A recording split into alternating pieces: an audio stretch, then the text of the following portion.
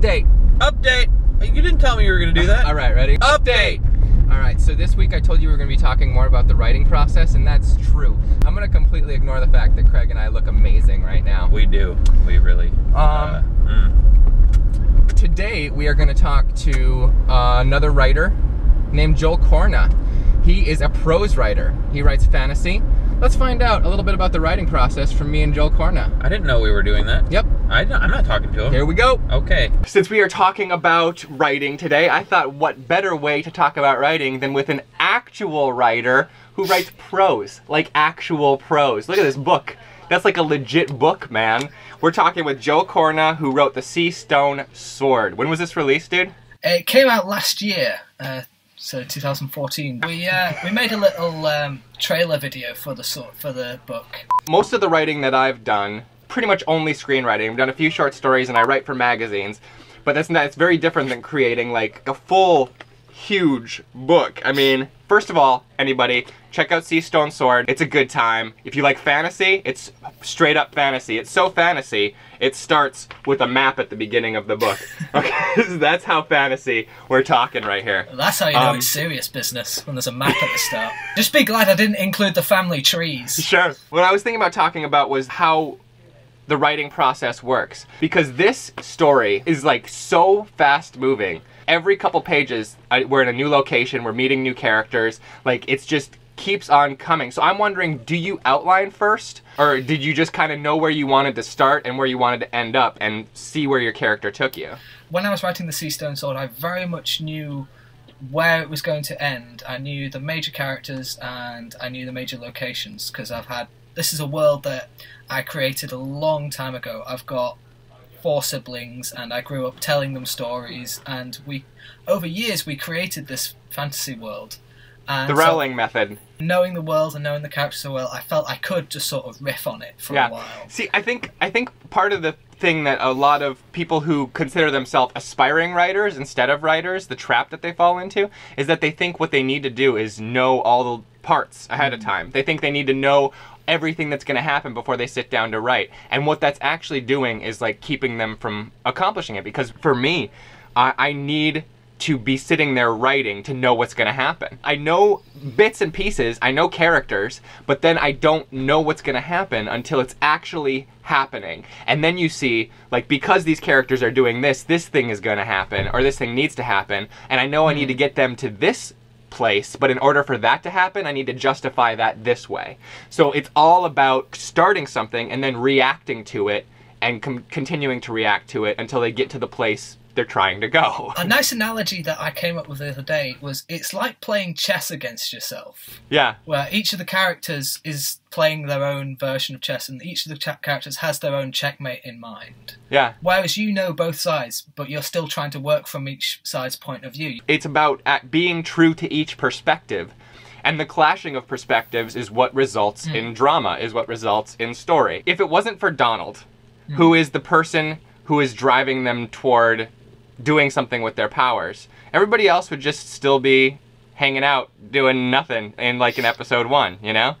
You need somebody with a motivation to carry your story forward. And the other 3 have by and large been reacting to Donald's drive. Yeah, you do need that, at least one character, sometimes more than one character, who are the agents of change, like you say, creating the disruption to the status quo. Yeah. It's always a fascinating process of seeing where characters go and how they react to a big change. Yeah. I knew where it was starting, I knew where I wanted to end it. I didn't necessarily end up where I wanted to Exactly. end it. That happens all the time. That happens all the time.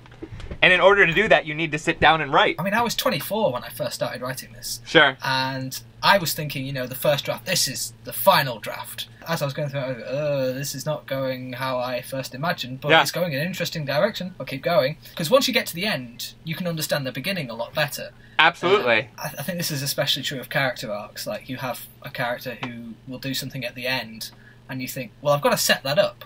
I've got to make it so that that's more significant when that happens later on.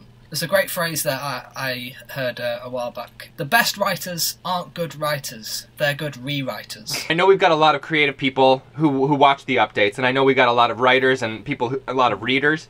And self-publishing is a big thing these days, but you're like published. No, published. Yeah. What was your experience getting published? It's very difficult unless you've already got a pre-established audience. Most publishers and agents won't look at you. There is this sort of catch-22 that you can't get an agent unless you've been published. You can't get published unless you've got an agent. Sure. And it was just this round and round and roundabout. So what was your way? My way was independent publishers. Crystal Ink, who published my book, they're an independent fantasy publisher based in the UK.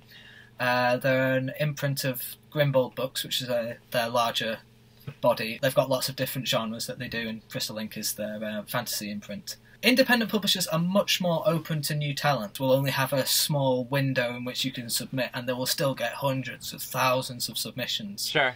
She was just in the mood for a pirate adventure, and then my book came along. And when a lot of fantasy is, your Lord of the Rings style, your Patrick Rothfuss style, it's nice to have something different. And I think I was very fortunate in the timing. They didn't initially say yes, definitely. They said, we're interested. Would you be willing to make these kinds of changes? Would you be willing to cut it down by so many thousand words? And I, being young, and this was my first thing, yeah, I'll do anything. I will change all the characters, and I will... Well, thank you so much, dude. I really appreciate you coming to talk to us about writing and everything today. It's been a pleasure. Yeah. One other thing, if you guys want to think about writing, there is this transcript. It's like 70 pages. 200 pages. Yeah, it's like 8,000 pages. It's a lot of pages. Yeah. It's a transcript of George Lucas, Steven Spielberg, and Lawrence Kasdan sitting in a room figuring out the entirety of Raiders of the Lost Ark. It's super interesting. It's really, really interesting. And what's most interesting about it is that you can see how each of these guys approaches a story in their own way, depending on their own interests. Like Lucas is all about the character of Indy and his relationships and the beats of the story and the set pieces. Yeah. And Lawrence Kasdan is all about the connective tissues, because he's the guy who's actually going to sit there and do all the writing. Yeah. He's like, but I need to know this, I need to know this, I need to know how we get from here to here. Yeah. He really wants to know the nuts and bolts. Yeah, and Spielberg is all about the spectacle. It is. Yeah. He's all about the visual presentation of things. Yeah. He's like, we should have skeletons in that scene. Yeah. He's like, he should get chased by a boulder over here. Yeah. And he's all about sequencing and visual approach for maximum impact. And that is fascinating. It is. And we're going to try to write something that way, aren't we? Yes, yeah, absolutely. So you guys should check out that transcript if you want. The first link is the trailer for Joel's book. The second link in the Dubes today is to that transcript on, I think Cinephilia and Beyond has it up on their site. I'm not sure. I'll find out. Don't look at me. I'll find out. Okay. And I have a question for you guys this week.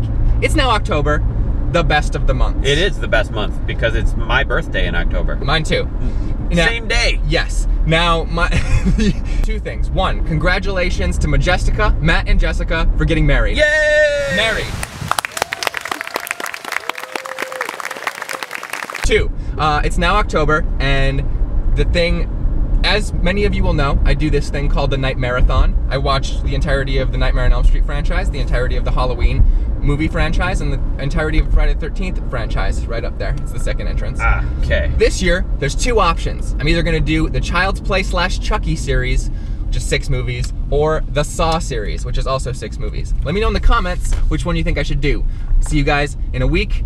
I don't have the Pops logo this week. No, why no Pops logo? Where is it? I forgot it. You forgot it? I forgot it back. Oh wait, I have an extra one. Oh really? Yeah. Toss it right up there. Okay. There you go. All right. You guys have a good one. Can I vote? Can I vote? Yeah. Nope. Okay. You're gonna influence their vote. Okay. I will see you guys later. Okay. Bye. Bye.